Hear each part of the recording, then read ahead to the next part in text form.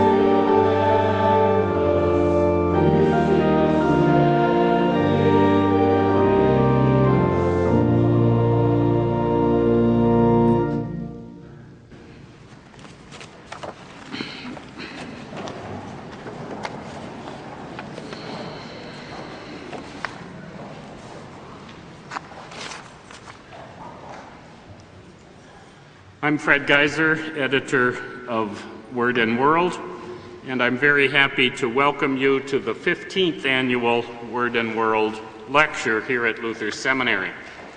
This lecture series provides us with an opportunity to bring to our campus and to the pages of our journal a series of scholars and teachers and observers who help us see more clearly and, we hope, respond more fully. Professional details relating to our speaker are found in this morning's bulletin, and so I won't repeat them here. There are more on his website if you want to look farther.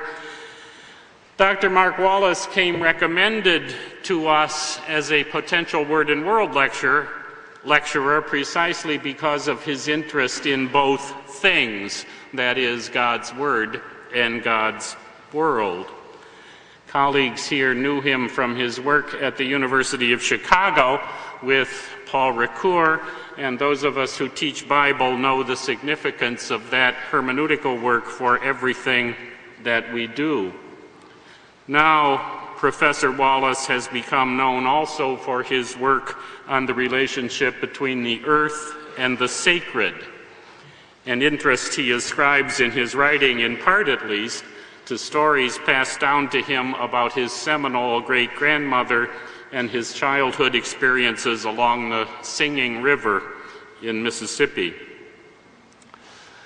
Mark Wallace's concern for a green Christianity is especially interesting these days to us at Luther Seminary, since as we just now work on this new strategic plan, we have made there a very strong commitment to becoming a greener campus and to developing a more sustainable lifestyle here on this hill. So we welcome Dr. Wallace and the challenges he brings to us as he speaks now on the new green Christianity, why the church is vital to saving the earth. Please welcome Dr. Mark Wallace.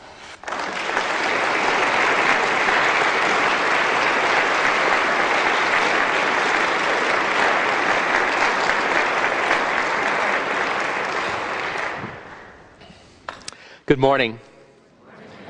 For many of us who are not from the Twin Cities area, our reference points for life here in this part of the country is, of course, Garrison Keillor. And I woke up this morning and it was brisk and bracing. And I'm sure he talks about being in Minnesota in early November when the weather changes and how good that is for character formation and the building of the soul. So I'm very, very happy to be here. And I would like to talk with you this morning about a vision of Christian faith that moves in the direction of something provocatively that I would like to refer to as Christian animism. And I'll come to that in a moment. But I'd like to begin, first of all, by discussing with you global warming. And if the current scientific consensus is accurate, then we are now living objectively in an apocalyptic situation in which our planet is teetering on the edge of collapse. Jim Hansen, who is the top climate specialist at NASA, says that we have 10 years to reduce greenhouse gases before global warming reaches an unstoppable tipping point and transforms our natural world into what he calls a totally different place. Global warming is the trapping in Earth's atmosphere of greenhouse gases such as CO2 from car and power plant emissions, causing air and ocean temperatures to rise. Take one example from the Intergovernmental Panel on Climate Change. This is a UN-sponsored group of dozens of climate scientists from more than 100 countries. The panel says that while Earth's temperature rose by just 1 degree in the last century, current predictions are that global temperatures will rise by 3 to 10 degrees this century, resulting in widespread melting of Arctic glaciers and perhaps even the Greenland landmass. This mass melting could raise sea levels astonishingly by 1 to 2 feet, causing low-lying shore communities such as the San Francisco Bay Area and lower Manhattan to gradually disappear. Whole island change, such as the Maldives off the coast of India or much-loved Venice, Italy, would eventually slip under the water. Even now, climate change is contributing to a global die-off of species similar to the last mass extinction event over 65 million years ago when the great dinosaurs were wiped out. Biologists conservatively estimate that 30,000 plant and animal species a year are now driven to extinction. Even the polar bear is proposed as a threatened species today. Now, science can analyze the record climate change since the Industrial Revolution, but science itself cannot provide the necessary moral foundation for answering the existential question, what difference does it make whether our children or our grandchildren survive the killer weather carbon dumping is destined to cause? While many scientists themselves are motivated by moral and even religious concerns, science as such is not a moral or a religious enterprise. Science cannot say, as for example the religions of Abraham can say, that the natural world is God's creation, lovingly designed for the sustenance and joy of all beings, and therefore humans are tasked with the responsibility to care for their planet home. In particular, science cannot assert, as religion can, that the earth is sacred and therefore deserving of our protection. And my claim here is that without such an all-encompassing, hyper-moral claim, the prospects for saving the planet are slim. So science is not enough. Like our chronic smoking behavior from a previous generation, we now know that our carbon-intensive lifestyles are killing us and many other species as well, but we can't stop our behavior. We are fall-down carbon drunks, fossil fuel addicts who cannot break our global addiction cycle. Only religion, or some alternative religion-like moral system, only religion can save us now. Only religion has the potential, potency, only religion has the symbolic potency and the moral authority to break our collective carbon addiction by motivating us to look beyond our private self-interest to the greater good of the planet itself. Not international terrorism, but global warming is the most dangerous security threat to civilization as we know it. And yet otherwise powerful nations seem impotent to stop the coming cataclysm. And so in the face of chronic political dysfunction, communities of faith are rising up to confront the challenge. These faith communities have the power to gather together the fragments of human vision for a just and sustainable world into a coherent moral narrative that can enable the type of revolutionary social change needed at this historical moment. And precisely at this point in our history, when the earth is most under siege, people of faith have become acutely aware of the ancient ecological wisdom at the roots of their religious and cultural traditions. Now, I will allude to different religions here, but I primarily want to analyze this morning how Christianity is awakening to its planetary responsibilities. No longer relegated to a long list of special interests, today, care for creation has become a core moral issue for biblically centered Christians concerned about climate change and the loss of global biodiversity. This newly embraced passion for the well-being of the natural world is provoking a seismic shift in values within American culture and politics. One of the reasons that Republican candidates fared so badly in last year's midterm elections is that the religious electorate was disgusted with President Bush's failure, among other issues, to break America's dependence on fossil fuels by developing a sustainable energy policy that could blunt the impact of climate change. This is a cover from last Sunday's New York Times Magazine, and it featured interviews of so-called green evangelicals who now see a biblical mandate for government action to stop global warming. You can see the splintering within the evangelical movement here among different issues and along different fault lines. But in particular, I like this bumper sticker on this SUV, "Global warming is sinful." Moving beyond polarizing social issues such as homosexuality, abortion, and stem cell research, churches on the left and the right are articulating a global response to global warming by promoting renewable energy, community-based agriculture, and conservation of natural resources. I would like my address here then to be an analysis of this change, but also advocacy for this change.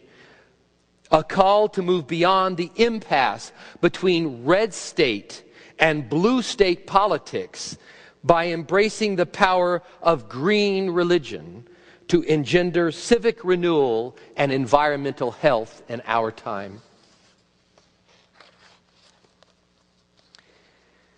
Now, one of the best ways to rehabilitate Christianity's earthen identity is through a nature-based retrieval of the persons of Jesus and the Holy Spirit as the green face of God in the world. Consider the life of Jesus. Beginning in a barn surrounded by farm animals, Jesus enters consciousness already deeply intimate with the rhythms of agricultural life. The natural world plays a crucial role in his baptism as well. Full immersion in the Jordan River prepares Jesus for his work ahead, and God appears as a bird in the form of the Holy Spirit who alights on Jesus as he emerges from the river. After his baptism, Jesus inaugurates his public ministry by departing alone into the desert for 40 days. And in this vision quest in the wild, he begins a lifelong practice of finding peace and sustenance through regular sojourns into wilderness areas.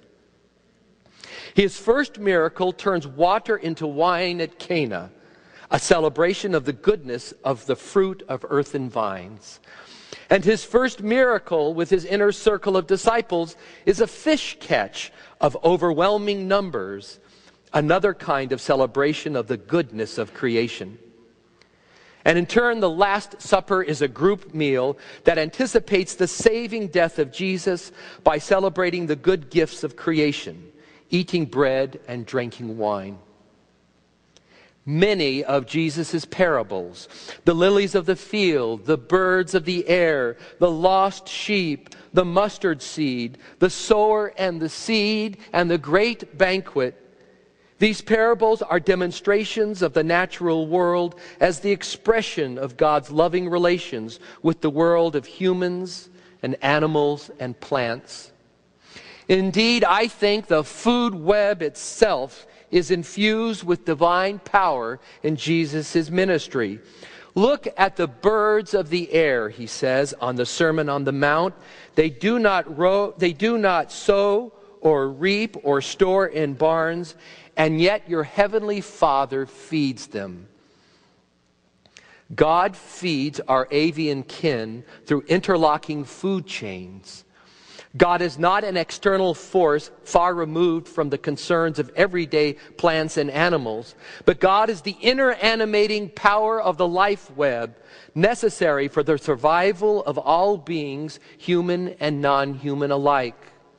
God lives in and through the miracle of photosynthesis, the herbivores that live off plants, the carnivores like us that eat other plants and animals, and the decomposers that break down dead tissue and thereby re-energize the soil for renewed plant growth. Jesus' major sermons take place at natural sites saturated with divine power.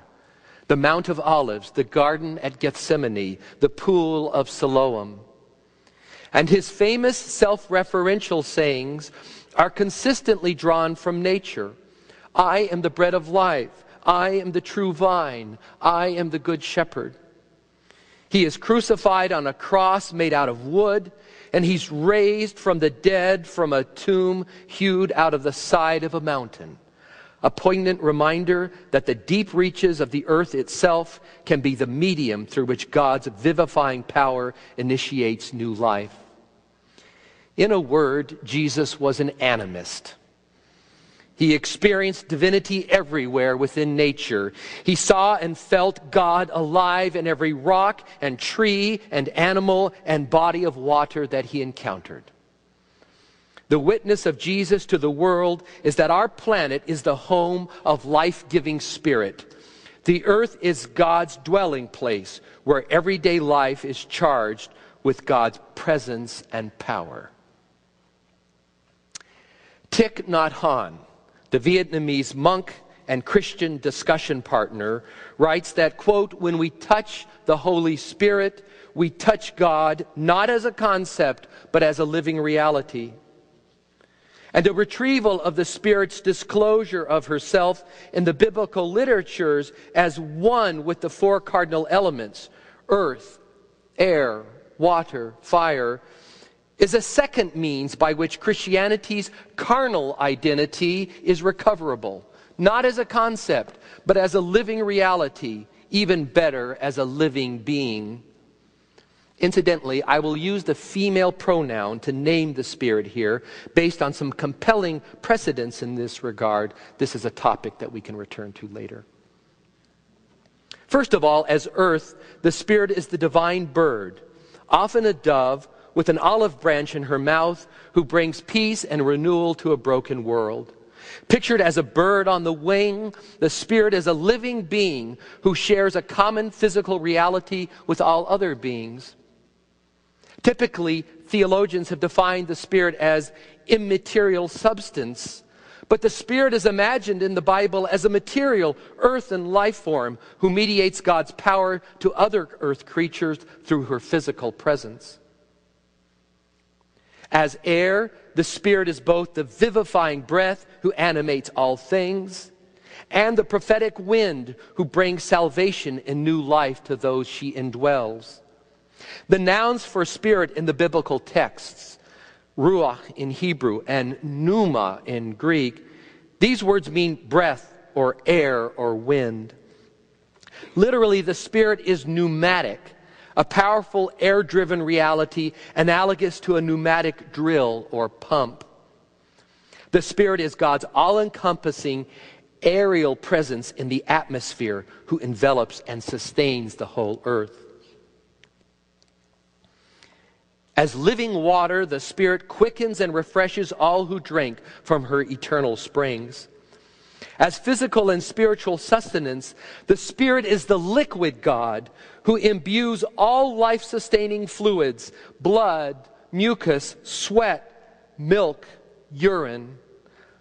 The Spirit flows in her divine presence as the water God who makes possible the wonderful juiciness and succulence of life as we experience life on a liquid planet sustained by nurturing flow patterns.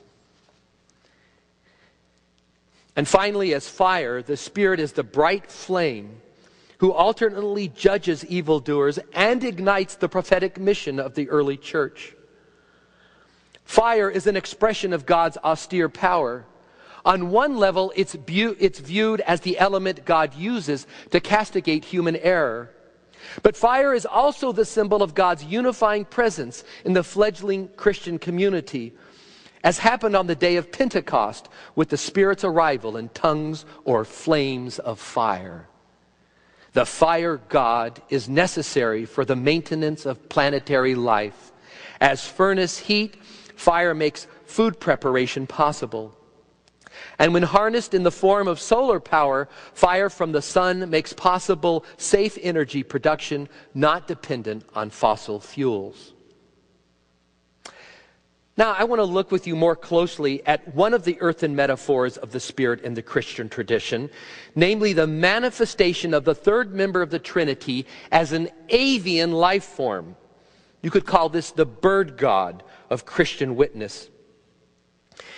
In the miracle of the incarnation, Christians believe that God literally became human flesh in the person of Jesus, and that God in Jesus might again return to earth in similar form. But did God not also literally become animal flesh in the sacred dove witnessed to, for example, in Jesus' baptism?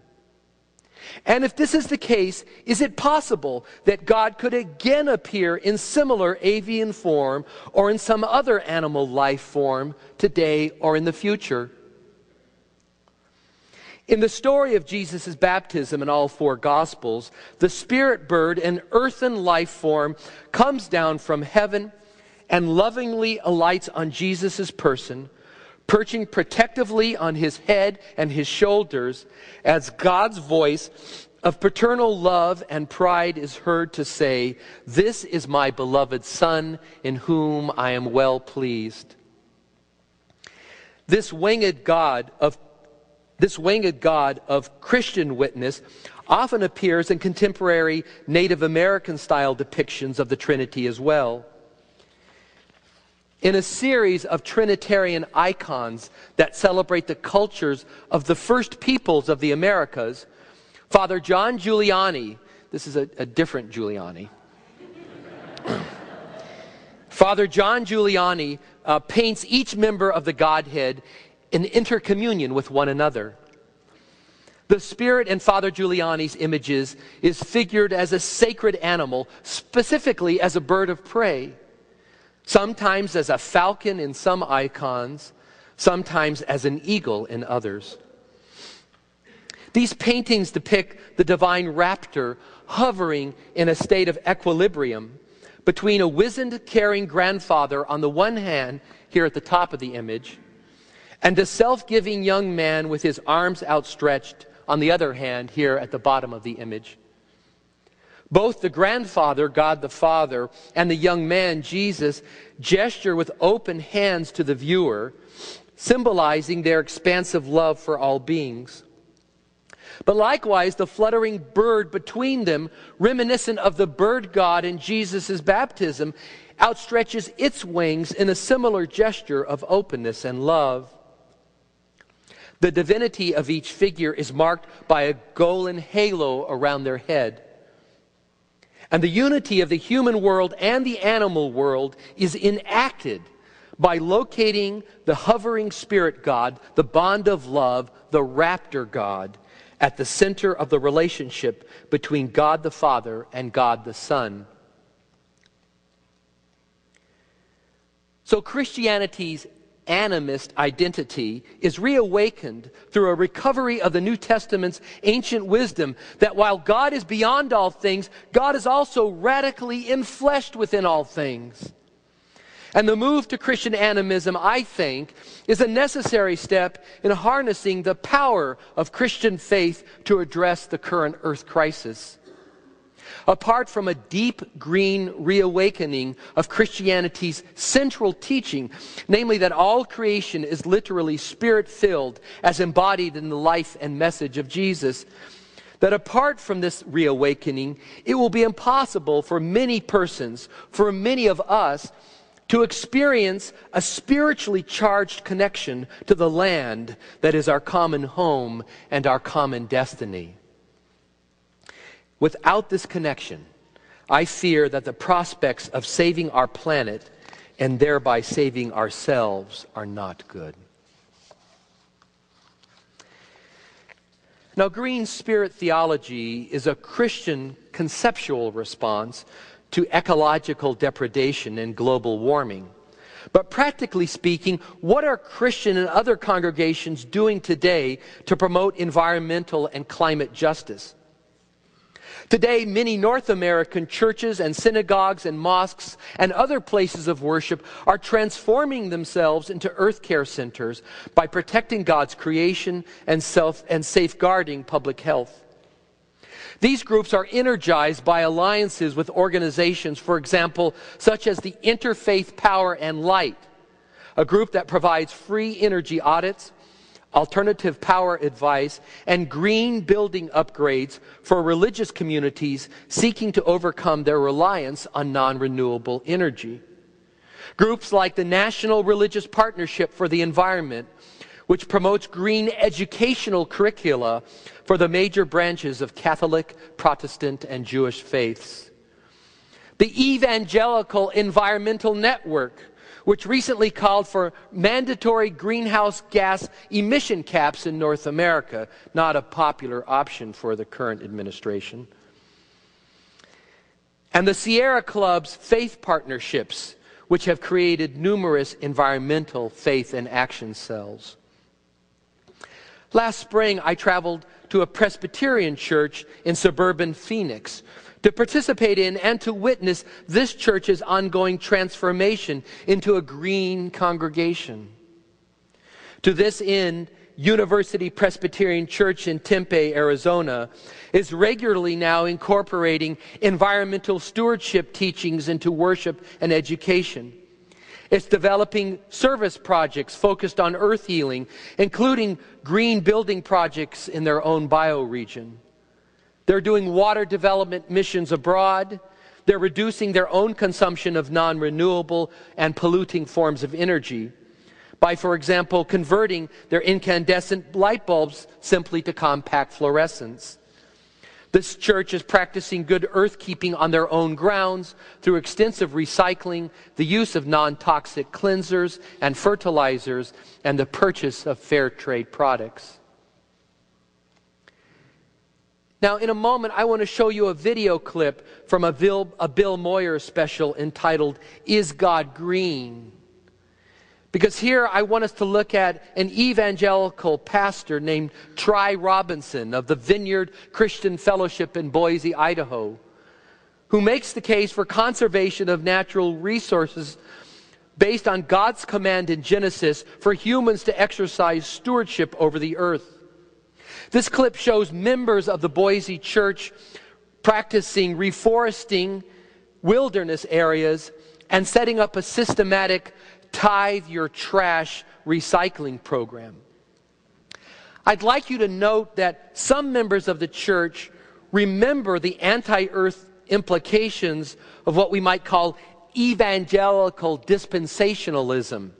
This is the belief that God has ordained history to unfold according to divinely prescribed ages or dispensations, in which the final age, the end times, will be ushered in by Jesus' return, the rapture of true Christians, and the fiery destruction of the earth. But this particular evangelical community seems to have rejected this sort of dispensationalist apocalypticism in favor of a return to the biblical ideal of creation care, restoring the earth as a garden of beauty, blessed by God and tended by God's special caretakers, we, the human community. Let's watch this clip. Thanks.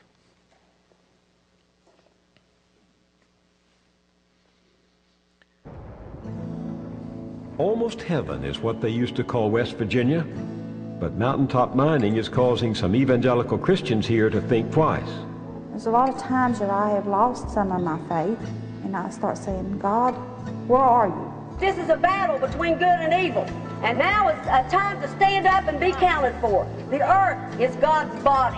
And in Boise, Idaho, these born-again followers of Jesus have experienced another conversion. I care about the Creator, therefore I care about the creation. Their God-fearing, Bible-preaching pastor led the way. He's a traditional Republican evangelical, except now he's green. While across the country, conservative evangelicals are choosing sides over global warming. This is not an issue where evangelicals are morally obligated to take a position on it. The debate is spilling from the pews to politics. I happen to think to be biblically consistent means you have to at times be politically inconsistent. Christians wrestle with the question, is God green? Major funding is provided by Park Foundation, dedicated to heightening public awareness I couldn't edit this of out. critical You'll have to issues, forgive me. and by our sole corporate funder, Mutual of America, designing customized, individual, and group retirement products. That's why we're your retirement company. Welcome, I'm Bill Moyers. Global warming has become so pervasive that even a conservative Christian columnist recently asked his fellow believers, have you noticed that it's getting really warm in here? I say even a conservative Christian because these are people long skeptical of the scientific consensus that the earth is heating up. They have doubted that human activity contributes substantially to climate change and that we need to act to reverse it. To them, environmentalists are tree huggers, and Earth Day is a high holy day for hippies. But their skepticism is melting as temperatures rise. And from deep within President Bush's Christian base, conservative evangelicals are speaking out for protecting the earth. These are people who take their faith seriously. Their opinions and beliefs matter. So do their votes. They are 1/4 of the electorate. And white evangelicals voted for the president in 2004 by a 4-to-1 margin. So it's big news for the environment and politics when caring for the earth becomes the gospel truth. Tom Casciato and Betsy Raitt produced our report. The book of Genesis says, in the beginning, God created the heaven and the earth. And today, some prominent evangelical Christians are issuing a call for greater protection of God's earthly creation, specifically Earth Day in the mountains of southwestern Idaho. But these aren't your typical environmentalist out planting trees. They're conservative, evangelical Christians. I think for many years, I was like the hidden conservative conservationist. And so I'd hear my friends mocking, really the whole environmental movement. And quite frankly, it hasn't been until our pastor said, you have the right to do it, that I was empowered to speak out as an evangelical and say, it's okay to do this. Okay, I need water here soon, though.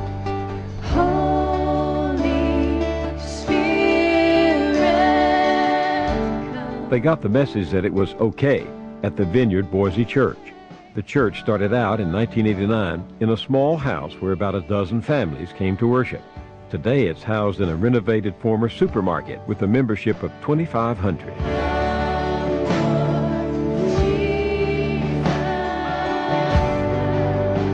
To me, being an evangelical Christian is a Bible-believing Christian, somebody who believes that the Bible's it. And it's the way to life, it's the truth, it's absolute truth. Troy Robinson is the pastor of the Vineyard Boise Church. He also owns a small ranch outside of town. Our truth is that God created this world, He commissioned us to take care of it, and that's that. He's a horseman, hunter, rancher, and Christian. In these and many other ways, Robinson fits the image of the Western conservative. Troy Robinson has been involved in many of the issues on the right. He's a clear Bush supporter, strong Bush supporter. He's a avowed creationist. He's very pro-life. He's against gay marriage. He's a traditional Republican evangelical, except now he's green. It's not easy being green for a conservative evangelical preacher. In fact, it took 15 years of pastoring before Troy Robinson dared to preach his first sermon on the environment. Part of the reason was political. Idaho is the most Republican state in the Union, and very conservative, very independent. Rocky Barker has been covering the environment for 30 years, 10 of them while living in Boise, where he writes for the Idaho Statesman. And this is the land of the people who were, a few years ago, strongly talking about turning all federal land back to the states and to ranchers.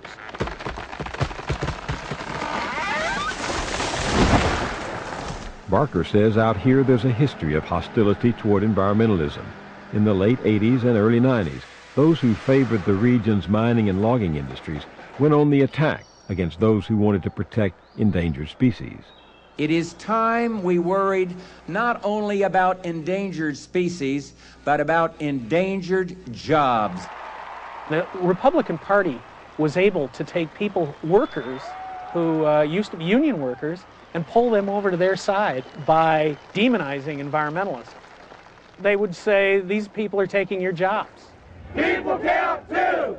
People count too! I mean, there are bars, you walk into in Idaho, and you'll see a bumper sticker that says, support environmentalists with a rope. And they're only mildly joking.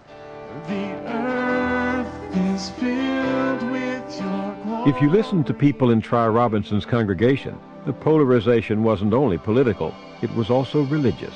I came from a church that, I don't want to be ashamed to say, but honestly, they didn't care about the environment. They didn't. The earth was just going to burn up in a ball or wasn't going to be there. Who cares? It was just this thing. We didn't need to worry about that. I didn't associate the environment with God because so many people were against Christianity, against God. That was my perspective and most people's perspectives. You are amazing, God. And almost you'd think it was political. They take care of that. We don't because we're Christians. The they would probably be the tree hugger, the liberal. That's partly why it took Tri Robinson so long to preach on the environment. Thank you. I was pretty fearful about it, very fearful about it. I didn't want to be perceived as a liberal. Boy, what a day. But I was sitting here one morning looking across at that butte and thinking about it and seeing it very clearly in the Bible, which of course is really the foundation of everything for me. And putting all that together, I said, I got to do something about this. And there's points and times where you have to say, you know, I need to refocus and remember that pure and simple devotion to Christ. Well, when he first approached me with his idea, it was still a couple of months away. I thought, wow, that's pretty brave to even talk about the environment from the pulpit. I prepared for about 6 months, meditating, praying, studying. I wanted to present this to them straight from the Bible because I knew that if they could see it in the Bible, being primarily solid evangelical church, that they would recognize the credibility at that point. Well, this is Genesis chapter 9. When I see the rainbow in the clouds, I will remember the eternal covenant between God and every living creature on earth. This is the covenant between God and every living creature on earth. I think that's significant. Finally, the day arrived when Tri Robinson was ready to preach. We are called to environmental stewardship not because of Mother Earth, but because it belongs to Father God. You could hear a pin drop when Tri was teaching. You really could. He had gotten people's attention. Look at the story, for example, of Noah's Ark. What was that about? God got mad at the world and wiped it out. Or was there more to it than that? I almost felt like I was somehow blinded to... Okay.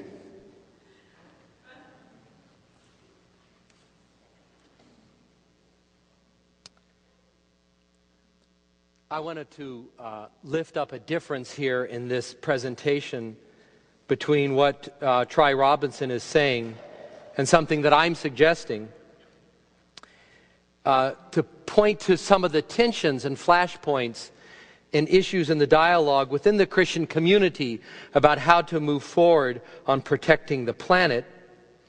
And what I'd like to do is highlight in my final comments a defining tension between, I think, conservative and progressive Christians on the question of creation care. And if you saw it in that final clip, I hope you could all hear that. In that final clip there, Pastor Robinson makes the distinction between Father God and Mother Earth.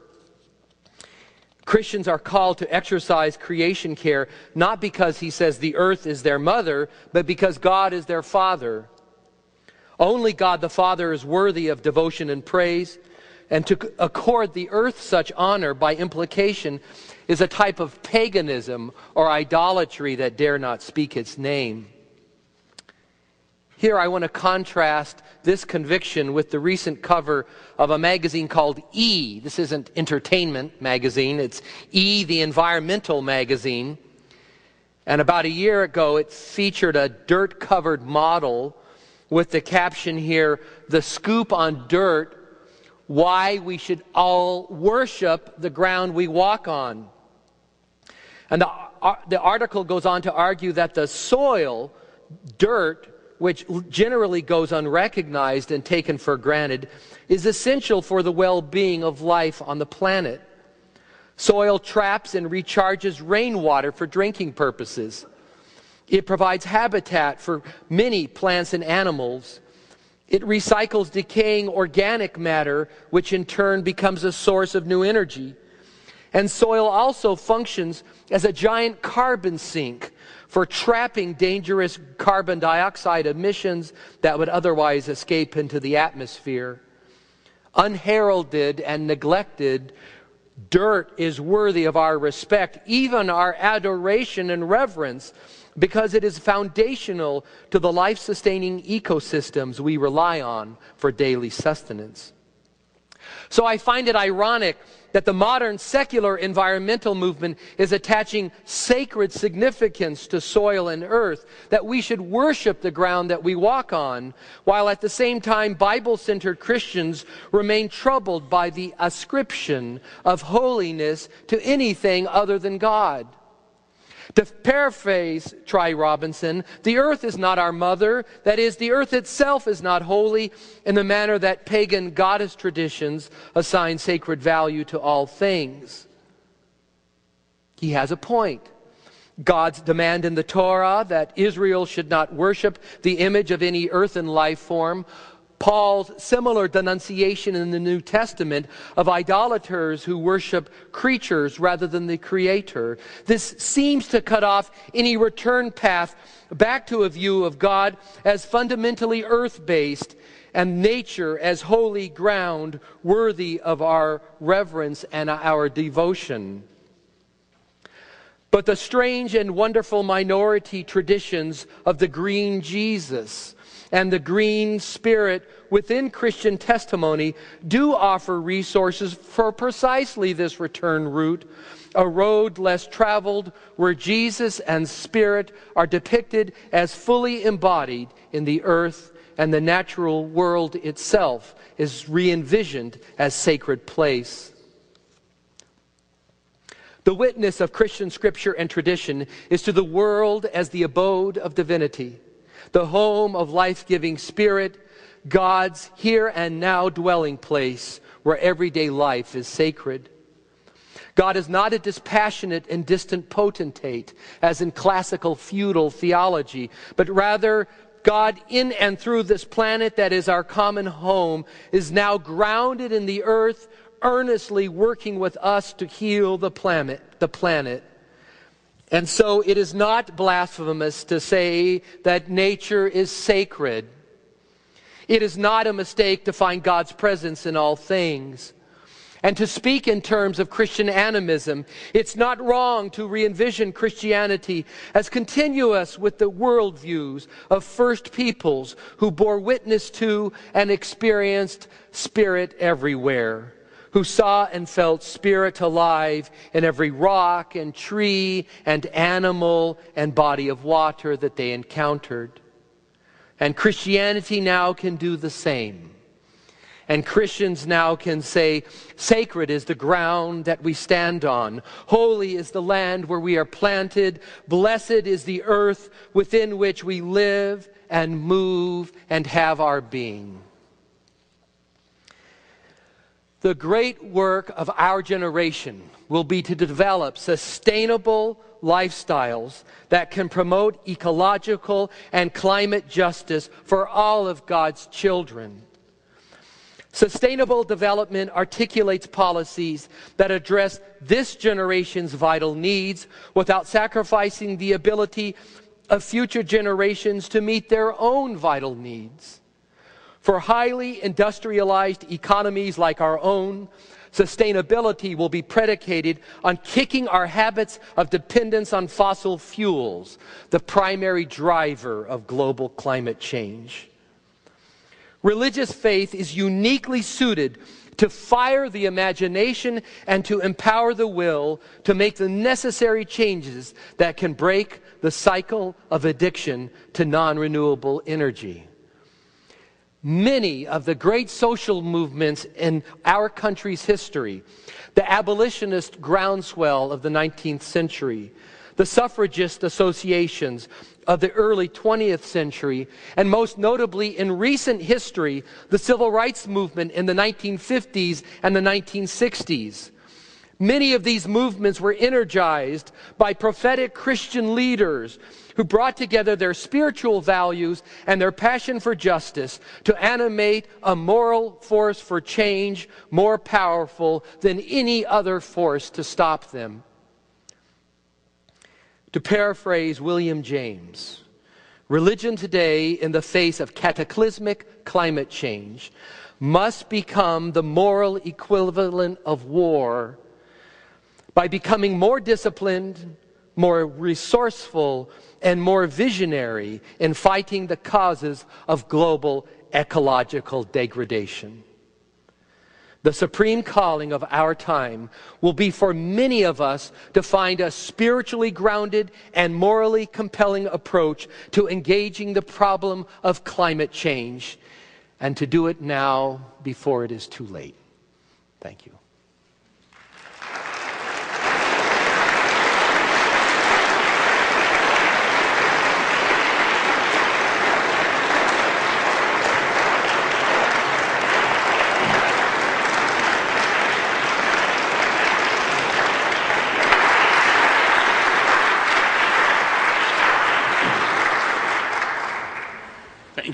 Thank you, Mark.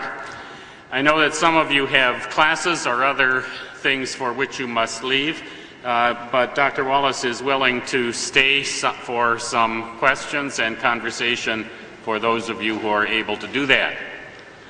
We have a hand microphone. If you have a question, please raise your hand and we can bring the microphone to you. Hi. I have a question about the new understanding through quantum physics, but also going back to ancient wisdom of our connectedness, our really direct connectedness, everything on Earth as a community, maybe even in the universe. And I'm not seeing philosophy, I'm not aware of philosophers and theologians pulling that in, but I'm not in the loop. I'm a lay person. But I see that as a challenge with this. Can you speak to that at all? Yeah, the question had to do with quantum physics and recent work in theology and science. I'm picking up on something that you said, that understands human persons as radically interdependent with all other beings.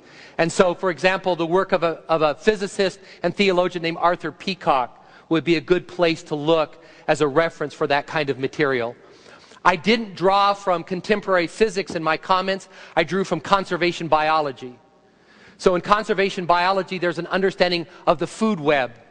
Aldo Leopold, nearby in Wisconsin in the 1930s, articulated, and that has since become the dominant model of understanding how living things gather energy from the sun in the maintenance of their own life. So Aldo Leopold and others talked about food webs or food chains or food pyramids, in which energy from the sun creates photosynthesis in plants, which give rise to herbivores, which in turn give rise to omnivores like ourselves.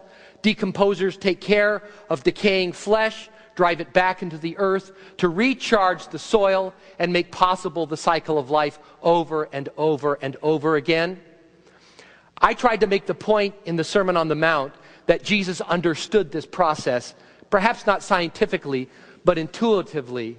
And he did so when he says, consider the birds of the air. They don't sow, neither do they reap, and yet your heavenly Father feeds them. And he doesn't mean that God comes down with a big hand and has bird seed in the palm of his hand and feeds birds. He meant that God, I think, lives in the food chain. That God feeds the birds of the air independent of anything they do because God loves them and cares for them. And we can extrapolate from that that God is that being who interfuses the food chains with God's presence, making possible life as we know it. So that's the kind of green vision of God in the planet and specifically in food webs that makes possible the kind of what I'm calling here Christian animism that I tried to give voice to. Does that speak to your question? I feel that this other consciousness, that's a scientific take on explaining things. This other one will bring in a totally more mystical challenge that I feel is going to be key again to take in our brotherhood with each other in all things. I feel like that's a little different challenge that's harder for us to grasp. Yeah. Well, I agree with you. In fact, I would put it this way, that unless we experience a deeply spiritual or deeply mystical kinship with our brother and sister plants and animals, we won't be able to save the planet. If this remains a political issue or an electoral issue or a scientific issue, if it becomes one more ism, then care for the planet will not be central to our spiritual and emotional identity, and we won't feel motivated to make for changes. So a deep, green, mystical reawakening of our kinship with all things is the baseline for saving the planet.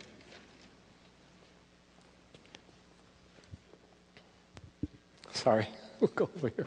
Thank you for your words. My name's Pastor Mark Peters, and I'm Executive Director of Lutheran Coalition for Public Policy in Minnesota, which works with all 6 synods and bishops who have all recently been keynoting at Will Steger events, Polar Explorer Will Steger, that we've been sponsoring around the state.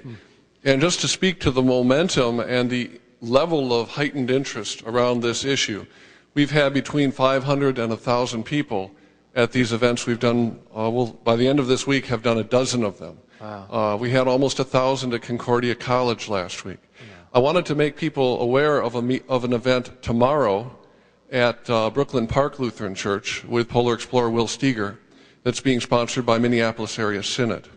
And our display outside, you can go to our website and get information about that. But also just to speak to you mentioned the policy piece.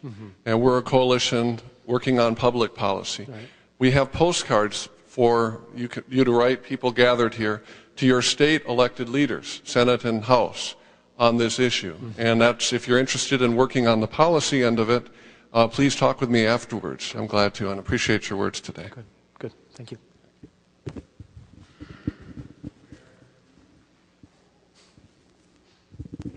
Thanks. You talk about sustainable energy. Where does sustainable agriculture fit into this, and the use of pesticides and biotechnology?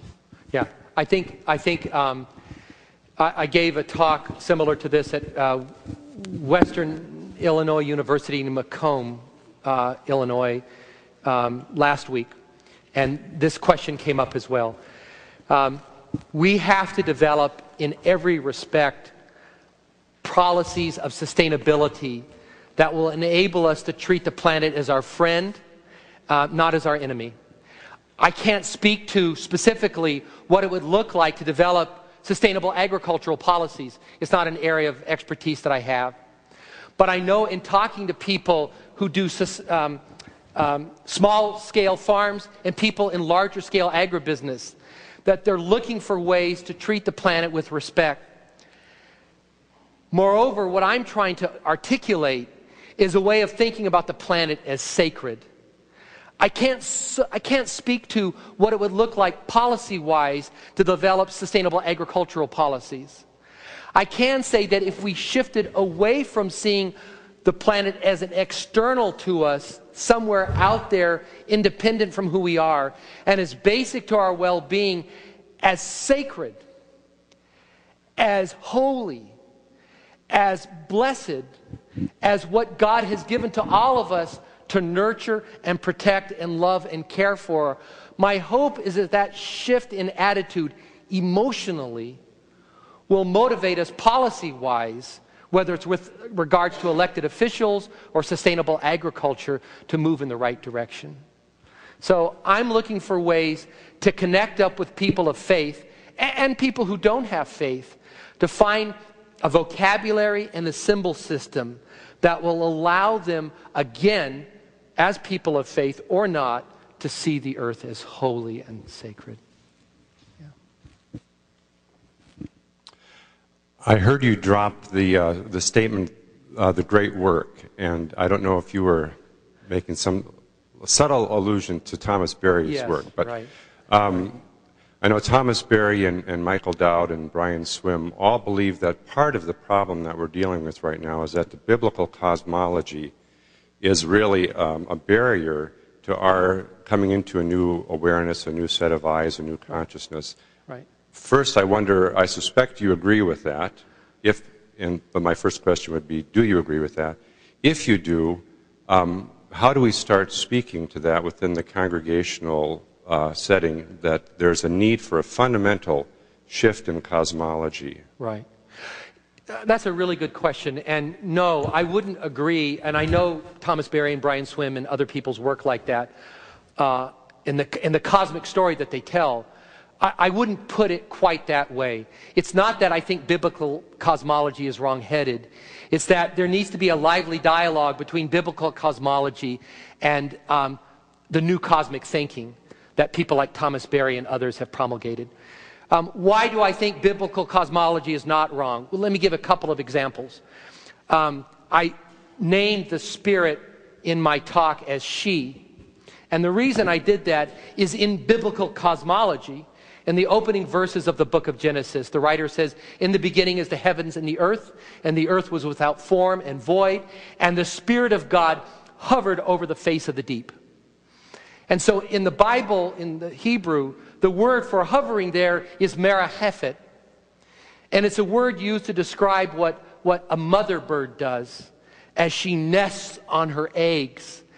And I think there, the writer of those inaugural verses in Genesis is thinking about the Spirit as something like a great bird or a mother hen who is hovering or brooding over her nest egg, ready to hatch the great egg of creation into existence.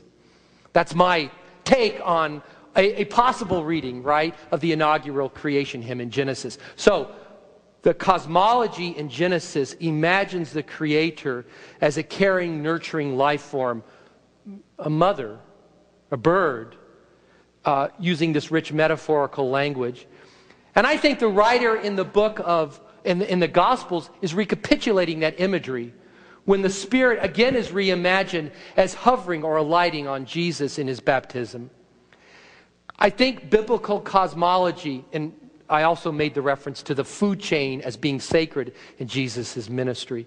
I think biblical cosmology is rich with fecund, earthen, ecological images that are crucial for our time.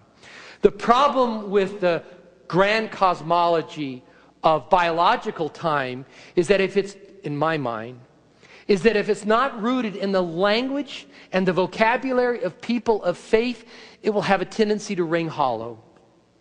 So yes, we need the scientific conception of cosmic time to correct our anthropocentrism, our narrow human-centered ways of understanding our sort of primacy in the created order. We need that larger cosmic story, but that cosmic story needs to be nurtured and fed with the deep springs of biblical language and biblical image. So I want a conversation between biblical and scientific cosmology in a way that sometimes proponents of scientific cosmology are less interested in. Paul Harris, thank you very much for your talk. I've been deeply touched and moved by it and reinforced in my belief that the Christian community of necessity must respond to this crisis our earth faces. Looking at the screen, however, I think we make a distinction between worshiping and loving. Mm-hmm. And that's a huge distinction between worshiping and loving. And Christians have believed that there's an asymmetric relationship between God and the creation. Mm-hmm. So we can say God is present and yet look at any created thing and say, this is not God. And to say this is not God is as essential to us as saying God is present. And so therefore, the response of worship belongs to God, who is not creation. But at the same time, to worship God is to love what God makes. And so we can say God is present, and therefore we are called to love the earth that God has given into our care. And if we do not love the earth, then we do not love God. But moving to a question, then given this radical sense that we are never to worship the creation but only the Creator, is it not, in a sense, divisive to make worship in the earth or animism the key denominator to our agreement and work together? Yes. Why is it not better for us to say, if we love the earth, then we do what we need to do to preserve the earth and also to love future generations, and to stay away then from that animistic theme that may in fact be so dramatically divisive to us? That's a very good point. Let me say a couple of things in reference to what you said. I have to remember that I have to step down here. Let me say something about the second comment that you made and then go back to the first. I don't want to say that the baseline or that the orienting focus or the way to, the banner that we all need to march under is Christian animism. That's a perspective. It's the perspective that I have found most comfortable and most persuasive. But I'm very interested in the ferment among Christians and other people of faith around how to ground environmental well-being in their own faith traditions. One of the reasons why I like this New York Times magazine from last week is that it speaks to, I don't want to say the divisions, but the ferment within the Christian community about healthy social engagement. Anti-abortion, anti-war too. Christian soldier needs commander-in-chief. Whom would Jesus vote for? Global warming is sinful.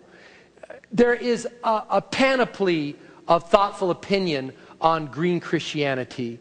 On one side would be Tri Robinson, which is why I wanted to profile his work, which I think is enormously important. And on the other side, there would be something more like Christian animism. Let me say something about that in reference to the first part of your comments. My vision of Christian animism, if that's a happy phrase, maybe it's not, but my vision of this kind of deep green Christianity is what I would call Chalcedonian. In the Council at Chalcedon, Christians articulated in the 4th century of the Common Era the understanding that Jesus is fully human and fully divine. In what sense is Jesus not human?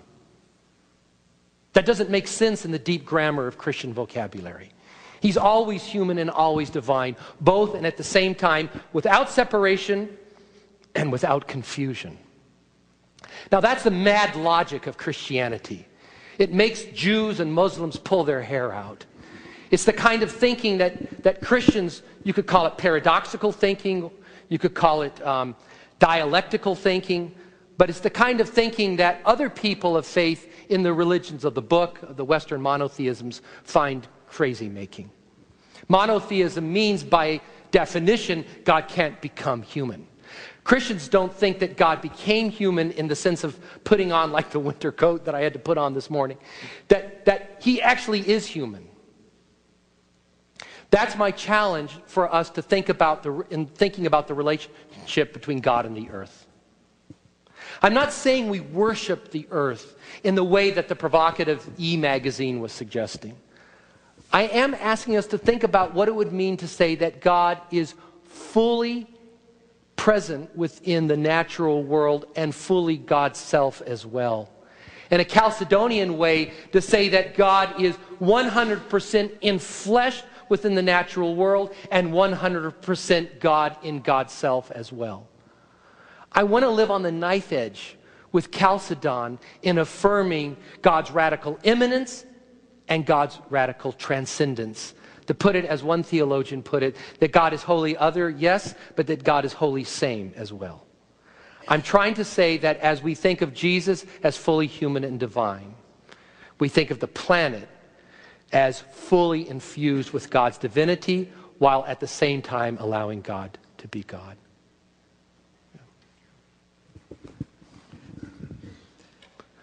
I'd like to pick up on this theme. My name is Gerhard Cartford. I'd like to pick up on this theme that you're addressing right now, because it seems to me that it ties directly into what we think and believe about the sacraments in church, which are by our own confession, at the center of our lives as Christians, at the center of worship, word and sacraments. And this connection between what we are as people, as flesh and blood, is closely connected, is intimately connected with the whole realm of creation. Mm-hmm. And that right at the heart of what we do every Sunday morning is a recognition, or should be a recognition, that bread and water and wine and oil are also at the center of our worship. Mm-hmm. And that they are descriptive in their own mysterious way of what makes us Christian, of who we are. Mm-hmm.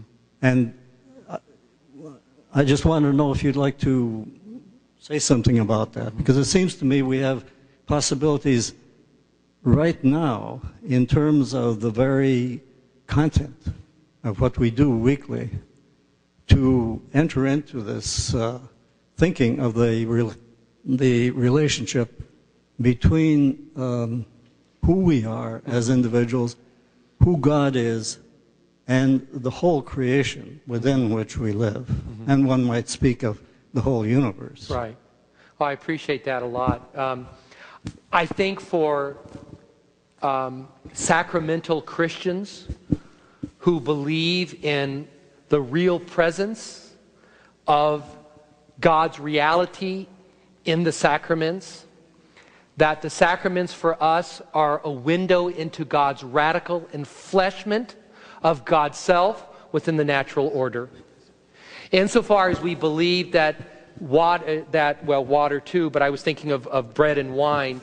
Insofar as we believe in bread and wine in Eucharist, that God is radically present to us within the community, I think that is a window onto God's radical enfleshment of God's self within the natural order itself.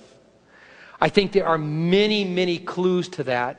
And I think Jesus in his life, in his message, resonated deeply with that understanding of natural things as bodying forth this sacramental potential. So it would, to me, and it has in instances where the Eucharist has been grounded in an ecological vision of Christian faith, it re-energizes my relationship to God in the earth when I participate in the sacraments as a window or a symbol or an index to God's radical enfleshment within the natural order, right? The sacraments then are not dead ritual.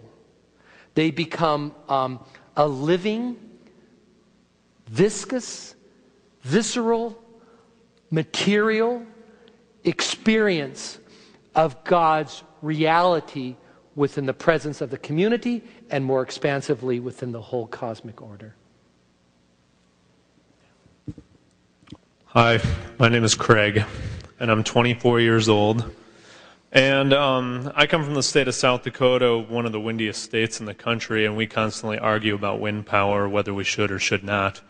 And I don't mean to sound pessimistic, but some of my classmates here might realize that I'm good at that sometimes. Mm-hmm. But I've grown up in an age of mixed messages, and I see this article up there, and I see global warming is sinful on the back of an F-350, right, which to me is ironic.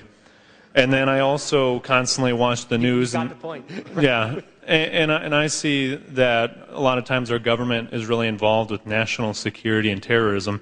But just as you brought in the presentation earlier, they say, or NASA says in 10 years we're beyond help.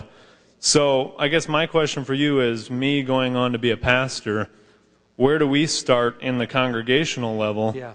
Growing out into the politics, especially when I see things like commercials. I saw a commercial by a BMW with a very good-looking sports sedan, right, that is hydro-powered, and their last statement in the entire commercial is when the rest of the world is ready. Right. So I see a conflict in interest between the theological and the philosophical aspect, which I definitely appreciate, because that's the end I'm on, right, and the political aspects as well. Right. This is such a good question, and I spend lots of time with churches who are going green, both as someone who helps them think through this, but also as someone who bears witness to this transformation that's happening. That's the best place to do it. The best place to go green is within the context of a local congregation. Congregations are the places, do we have any other places left like this in our culture? Congregations are the places where moral formation is inculcated, where spiritual values are taught, where people's devotion to a good bigger than themselves is developed. Sustainability is Christian. Sustainability is about living a lifestyle that refuses to worship at the feet of the consumer god. The mixed messages are there. And the mixed messages about, well, in my generation it was you go around once in life, grab for everything, or what was it? It was a beer ad for Michelob. What was it? Grab for all the gusto. To me, that, you go around once in life, grab for all the gusto. To me, that ad is no different than the green, what was it, a BMW, a Mercedes? Right. That is also trying to promote a kind of consumer orientation, but now in such a way that it eases your conscience somewhat by giving you a hybrid option with the vehicle. We need to develop an economy that attends to the triple bottom line. What is happening to the planet, what is happening to social justice, and also what's improving GNP. And we're not able to do that now. Churches are the places where this can happen. And this happens, as I mentioned in my talk, as simply as going around ritually, liturgically, and replacing all the fluorescent light, all the incandescent light bulbs with compact fluorescents. It's bringing environmental stewardship into teaching and worship. It's moving away from toxic cleansers and supplies in the cleaning of the church facilities. It's moving towards fair trade products in consumption, like coffee. I could do a whole thing on the hundreds of millions of cups of coffee consumed every morning on Sunday in churches in America. And if we move towards fair trade coffee, imagine the impact we would have on sustainable lifestyles. So it starts with us, it starts small, and it grows out from there into the community and into the wider culture.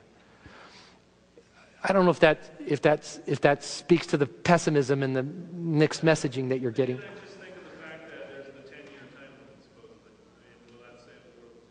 10 years, if we now, as we're doing, move towards a more sustainable economy, will blunt the impact of global warming.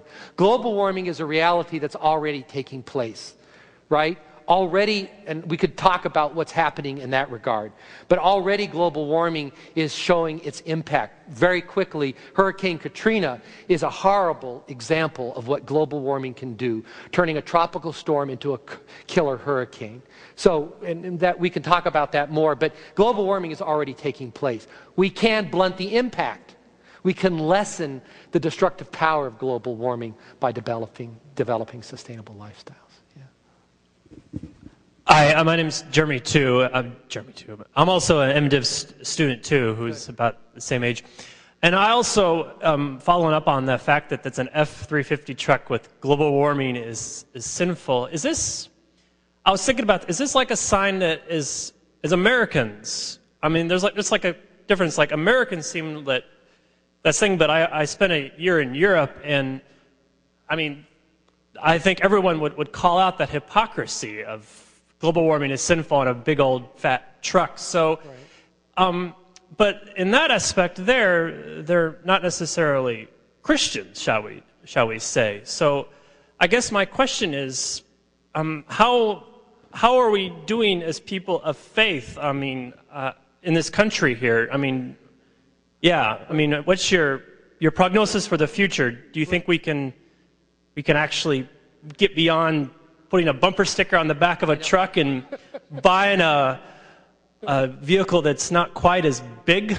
Right. It's a really good point. And I'm very grateful for your comment, and also, I think he's gone now, but also for your colleague here who, as students who are asking these questions. So the churches are not doing well, but they're doing better than they were doing 5 years ago. Here's a barometer for measuring healthy church growth on the issue of saving the planet. Arguably, no Christian now would say owning another human being is the right thing to do. But of course, 150 years ago, many Christians most Christians thought that slavery not only made sense, but it was actually biblically commanded. But Christians don't think that anymore.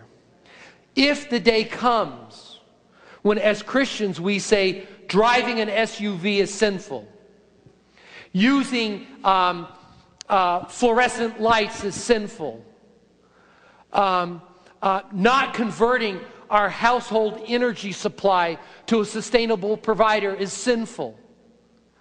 When Christians come to the point when they think that these activities that are now commonplace, like owning slaves 150 years ago were, when they think these everyday commonplace activities are sinful, then we will know that green Christianity has taken deep roots within the community rather than being another sort of social issue that some people want to do and not others. So the churches have made a half turn, including evangelical churches. Protestant, Catholic, churches on the left and the right, progressive and evangelicals, have made half turns to developing sustainable lifestyles as biblically commanded, but they haven't made the full turn yet. Thank you very much. I'm sorry to call this off, but the schedule requires that I do that. And so thank you for your questions. Thank you for your conversation. Thank you, Mark. Once more. Thank you.